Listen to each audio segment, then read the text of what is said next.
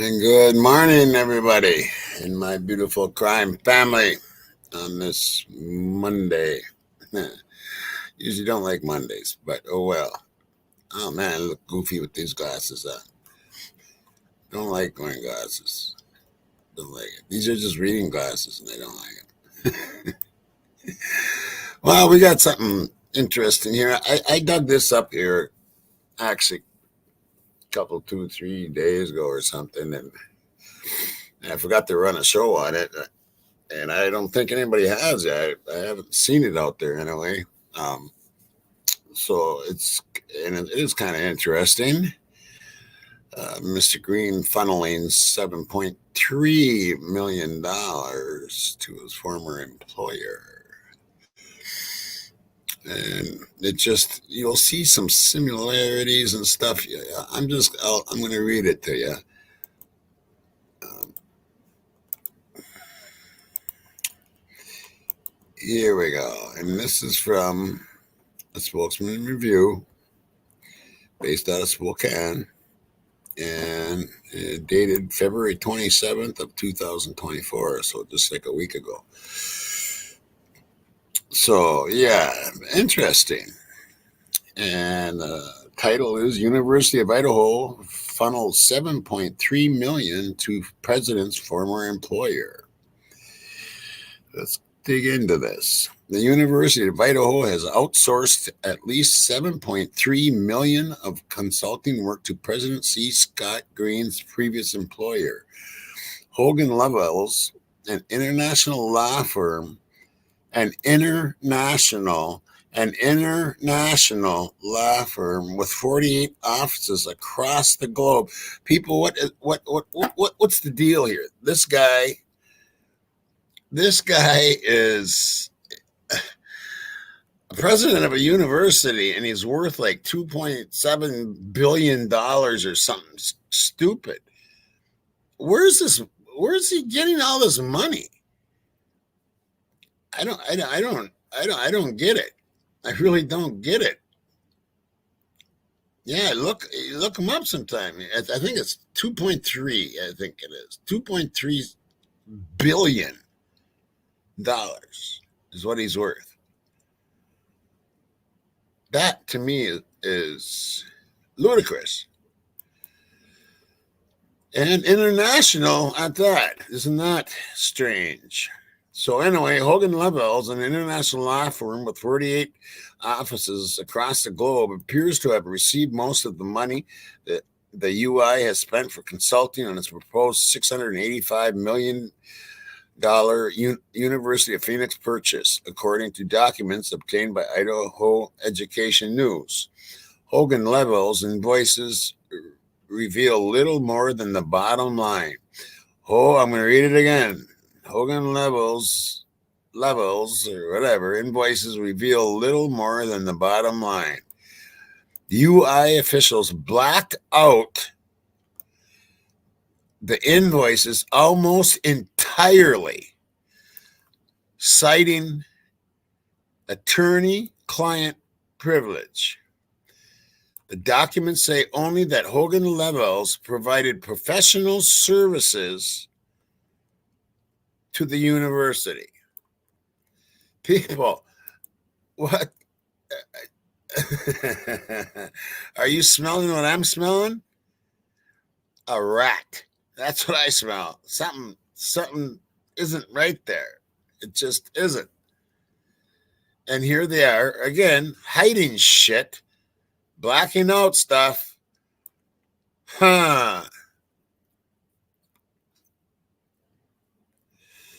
Yeah, I wonder where he got this idea, or maybe he gave others ideas, huh?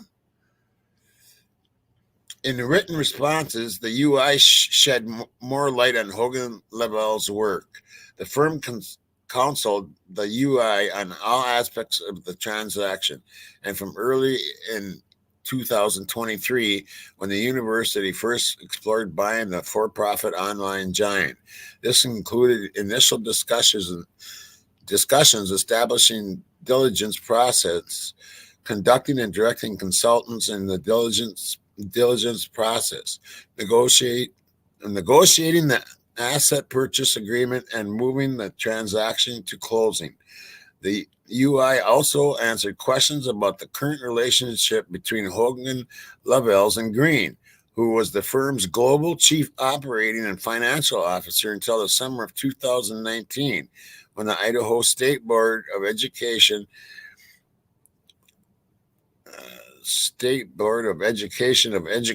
hired the UI alum as the university's 19th president. I don't know. This is to me is something just doesn't sit right with me. Green and his family have no ongoing financial relationship with Hogan Lovells. So why do they have to? Get into this? You know what I mean? Why do they feel the need to do this? I mean, I read between the lines pretty good. The UI response said there is no personal benefit to them from the work being performed by Logan Lovells for the university. Logan Lovells did not respond to Ed News' request. Through spokesman Mike Keckler, the Idaho State Board of Education also declined to answer several specific questions. What the hell? State law allows colleges and universities to employ private legal counsel to advise and represent them, Keckler said. The board does not approve outside counsel retained by the institutions. On December 22nd, Ed News requested invoices related to the Phoenix purchases, bills to the UI and to the nonprofit that would finance the purchase, known now as the 403 Education. Ed News sought documents dating back to May 18, the day the Idaho State Board of Education approved the Phoenix purchase. Ed News received more than 400 pages of UI and 403 invoices on Wednesday, citing attorney-client privilege and trade secrets. Okay. The Hogan Lovells invoices were almost entirely blacked out, leaving little more than the date and the total cost. The UI even redacted employees' billable hours and billing rates. What the hell? Oh my! Who does this guy think? Wow! I don't know, man. I don't know. Leave some comments down below and tell me what you think about this crap. Because that's what it seems like to me. Crap. There's something wrong. Where the money went. The Ed News records request doesn't reflect all of the money the UI spent on due diligence before the Idaho State Board of Education's May 18 vote. The Hogan Lovells invoices, however, do include billings dating back to March 13th, illustrating that the UI brought in the firm early in the acquisition process. The UI's responses are not current either, because it took nearly 2 months for the university to fulfill Ed News' request, and because the UI says that it's still outsourcing work to Hogan Lovells and other vendors. Whatever. While only a partial snapshot, the $10 million for all legal costs in the invoices still far exceed the cost the UI has publicly acknowledged. In January, this is like, oh yeah, here's my buddies. I'm going to make sure they get paid, In a January interview with the Idaho Statesman, Green pegged the due diligence costs at $7 million. That was an early estimate, covering the 2022-2023 fiscal year that ended June 30th, the UI said Monday. The UI spread its money around to multiple vendors. Ernst & Young, an international, here we go again, international accounting firm based in Secaucus, New Jersey, has received at least $994,000, the largest line item, according to invoices received by Ed News, went to financial due diligence. Reith Jones Advisors has received at least $714,000. The firm based in Columbus, Ohio, with a satellite office in Sun Valley, Idaho, was among two firms hired to help produce representations and closing conditions to mitigate any risk found, according to a UI Frequently Asked Questions webpage on the Phoenix purchase.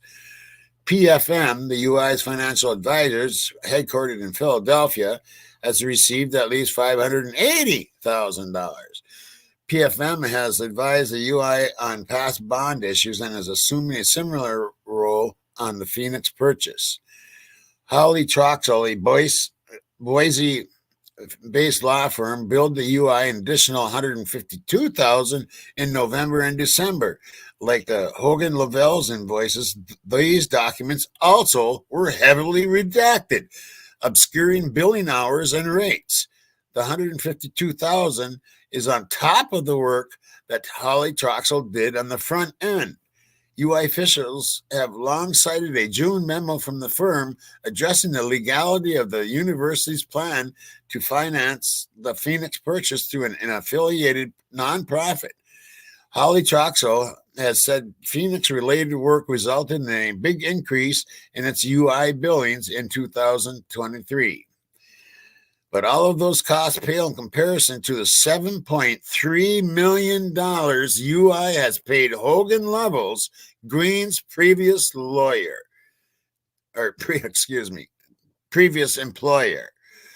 Why Hogan Lovells? The decision to hire Hogan Lovells was made not by Green, but by legal counsel, the UI said Monday. But Green directed the UI general counsel to attorneys on Hogan Lovells' staff. Well, is this supposed to like fake us out or something? Because it isn't working. You know what I mean? It isn't working. It's like when the football player's running and he tries to fake like this and bam, he goes down. The middle linebacker didn't sucker for it. That's what I mean. Leave some comments. You guys got to have some comments on this because to me, this is just crazy as hell. The universe, let's see.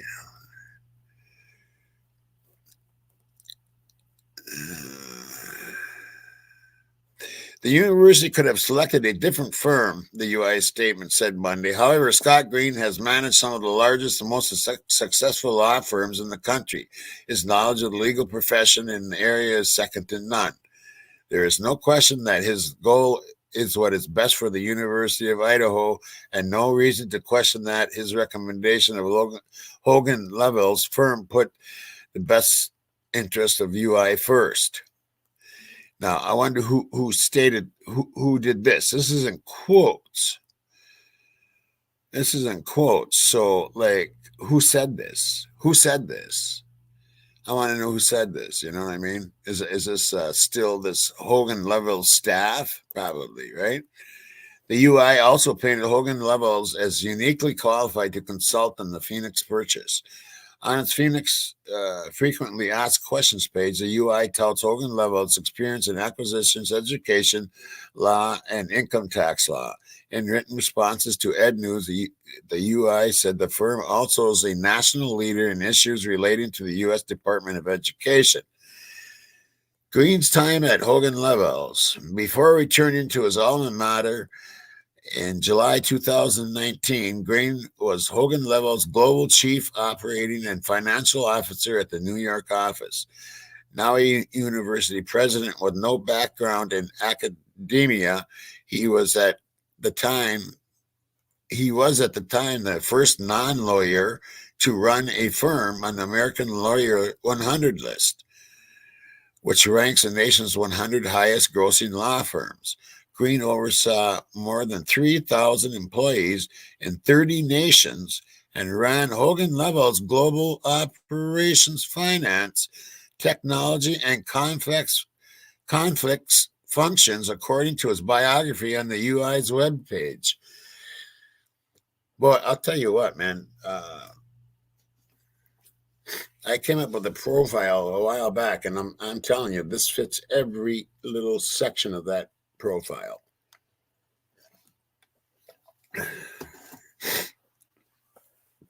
Like Green's UI roots, the undergraduate education in the early 80s, his time as a UI student body president, Green's business background is woven into his public persona. Supporters of the Phoenix deal invariably point to Green's Harvard MBA and his career in global finance. In an Ada County courtroom in January, Green talked about his transition from Hogan Lovells' boardroom to the administration building at his alma mater. I'm lucky, said Green, testifying during the civil trial challenging the Idaho State Board of Education's closed-door Phoenix meetings. I'm from here. I plan to retire. I left a job I loved and took a job I love even more. Yeah, but you do. Proper due diligence. While many details of the work remain under wraps, UI and the state board officials have defended the importance of outsourcing. President Green and his staff went to great lengths to ensure proper due diligence of this proposed transaction. Then Idaho State Board of Education President Kurt Liebeck said in a May 23rd guest opinion. The guest opinion cited Ernst & Young and Holly Troxel, but it made no mention of Hogan Lovells. Even though the UI was already on the hook for several $1 million of work with the firm. That non-mention was not an attempt to cover up Hogan Lovells' work, Keckler said.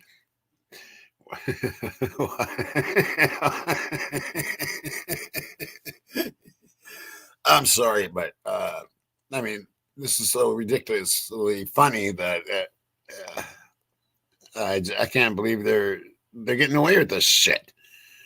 Ernst & Young is a national brand. Holly Troxel is a statewide brand, he said.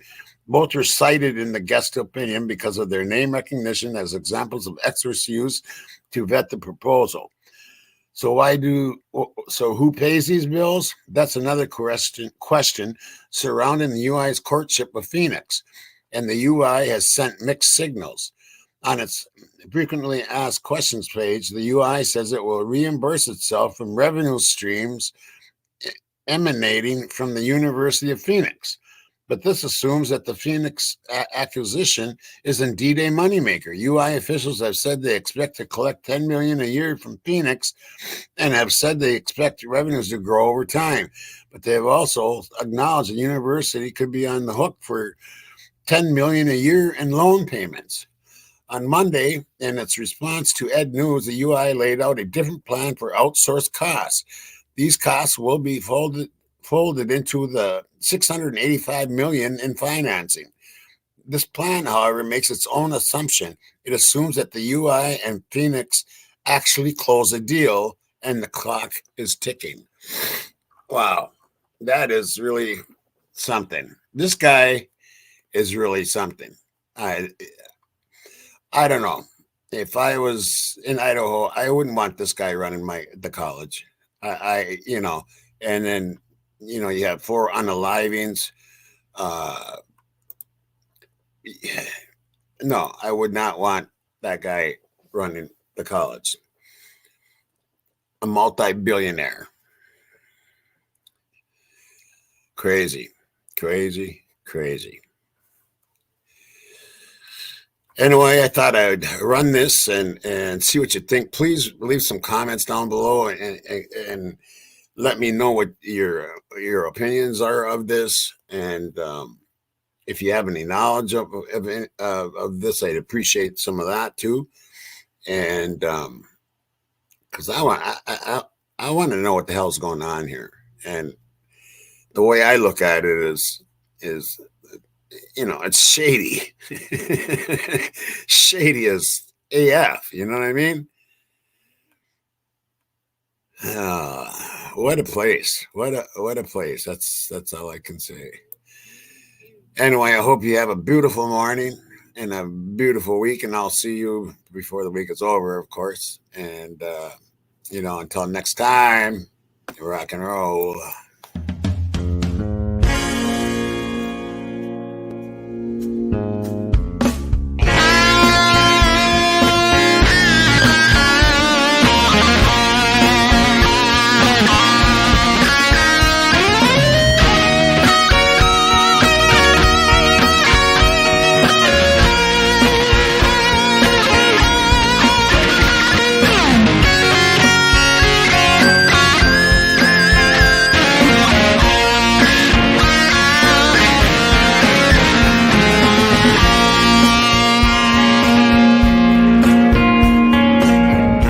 There's a lady who shines in the light. The glow of her eyes, my soul unites. The rain stops into the night. I walk in shadows of the moonlight.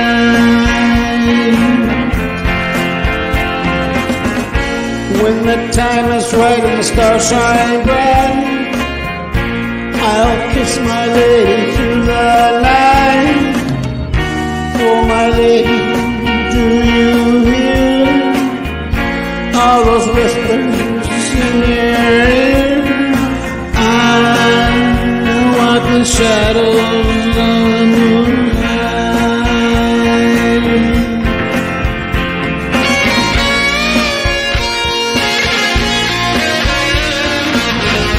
Starstruck and stuck in time, it always seems to seem alright. My thoughts inside, I miss it day and night. There's only one reason to stay up all night.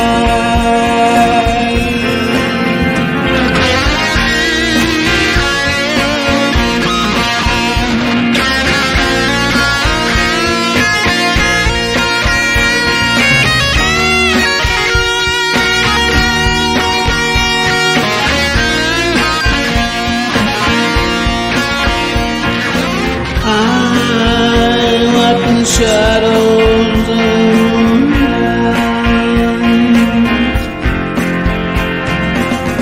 I'm slipping away, it's almost time. Take my hand, my lady, please don't cry. Hold me forever until I die. Don't be lonely, I'm by your side.